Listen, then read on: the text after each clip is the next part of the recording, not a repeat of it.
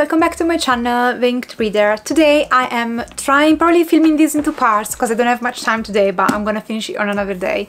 I just wanted to collect my thoughts and give you a bit of a spoilery review of the slavery arc of Vinland Saga. So I finished the arc and I'm taking a pause just because economically I want to purchase these editions and they're very expensive, and so finishing the slave arc, I felt like it was a good time for me to just rest a bit, but I will continue on for sure very soon. I experienced this second saga completely differently than I experienced the first saga, and in here of course Thorfinn is older and he's kind of given up, just doing his job, resigning himself to the idea that he will be a slave for the foreseeable future. And then I really liked his dynamics with the character of, what's he called, that guy. Now it's been 2 months since I've read this volume and I am notoriously bad with names, so I'm going to insert them here, okay?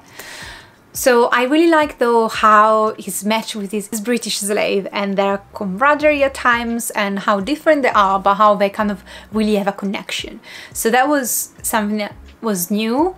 And I really loved seeing Thorfinn actually having a friend, because of course in the first saga, in the first part, he was just so focused on his revenge, and these connections were very scarce and poor and mostly were based on an end, or like, you know, a goal in the end, and that's why he was interacting with other people. But now with this British guy, that's the name down here, he doesn't have anything to lose and he can be himself, he can be just friends for the sake of having a connection with someone else. So seeing him navigating his first friendship, I really enjoyed it. Or the first friendship that really feels just a friendship without any agenda on the other side. The thing that I disliked probably the most about these were Ketil's story.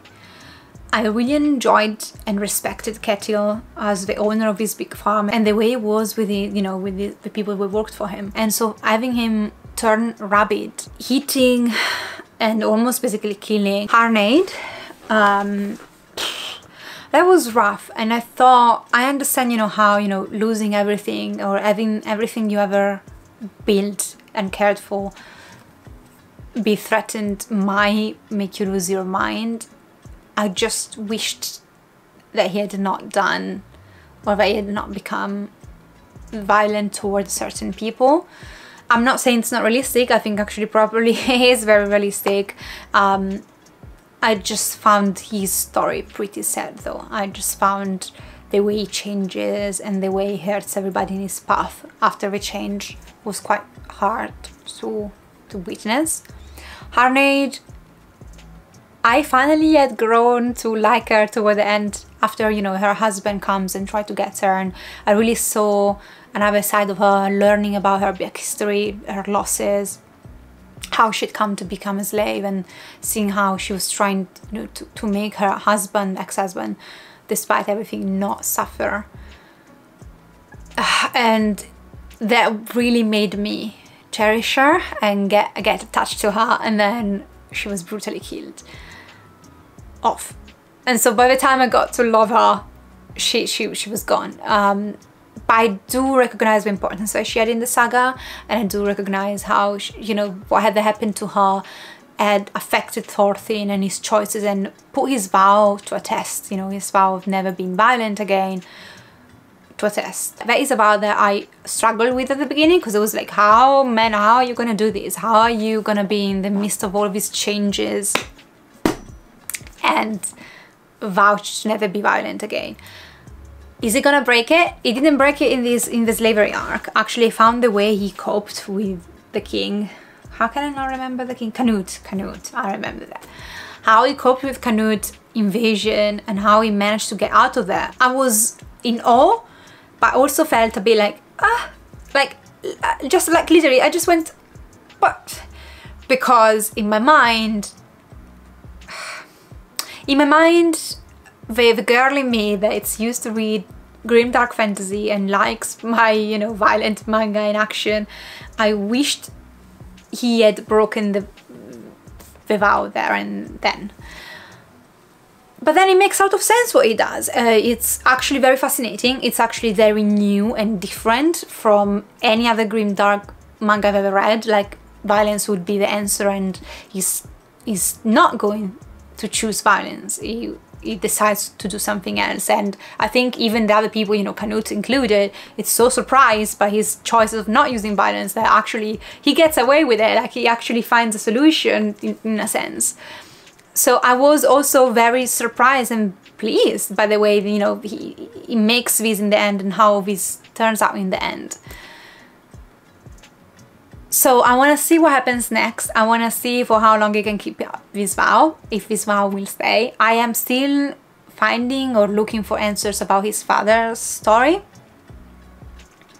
I must say though, I found in insight, after weeks have passed, I found the way you know, the mangaka cleverly made him maintain his vow, being surrounded by violence, being surrounded by injustice, and people he cared for being brutalized and at times killed, and him, I can see the conflict and him deciding not to choose violence, how well it was handled, and how at points we're like, oh, okay, here we go, he's gonna break, he's gonna smash his face in, and then he doesn't. I found that rhythm of, you know, violence and him deciding not to go along with it, always engaging and very cleverly done. So I am generally surprised. So I'm generally looking forward to see what happens next. In general, it's not an arc, it's an arc that I feel like for me it's an arc that I've less to say than maybe the first arc, because it's very much of a settling in a story that feels very new. Like, you can read these separate from the first one, it wouldn't make sense, a lot of things, so you know, don't. But in a sense feels so different that it's like we're following a different story, and I'm okay with it. I love what he's doing. I'm so curious to see how this progresses. I also have this idea that the bloody guy, what's it called? He didn't die. Like, I've got this idea that he's alive, and I'm gonna say, don't spoil it for me because I didn't continue part of the slavery arc.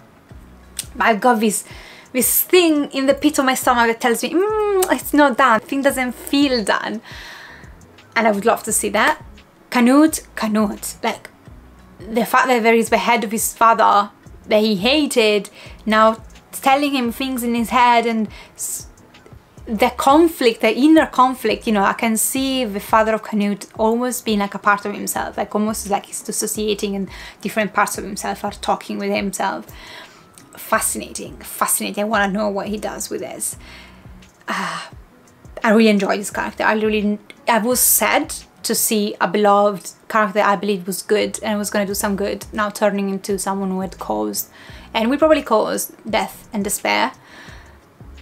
But again, it feels very lifelike. It feels like, you know, things that happen in our lives, choices that we think like we don't have, or maybe we tell ourselves we don't have, they lead us to make and do things that we wouldn't have done years ago. And so yeah, seeing all of that character development, it's just outstanding. The art is outstanding.